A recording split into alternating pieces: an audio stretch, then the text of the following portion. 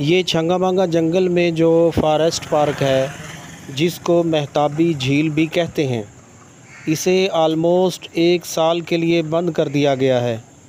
इसकी वजह ये है कि इस मौजूदा महताबी झील को सफारी पार्क में बदलने लगे हैं, जिसकी वजह से बहुत बड़ा तामीराती काम अंडर प्रोसेस है।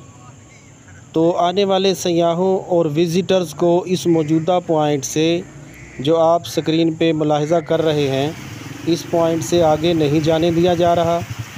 इसलिए दूर दराज से आने वाले हज़रात को इत्तला दी जाती है कि फ़िलहाल 1 साल तक इधर आने की ज़हमत ना करें, वरना आपको आकर बिना देखे वापस होना पड़ेगा।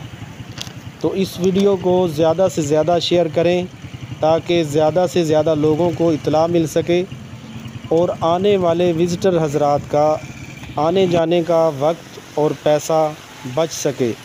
अस्सलामु अलैकुम।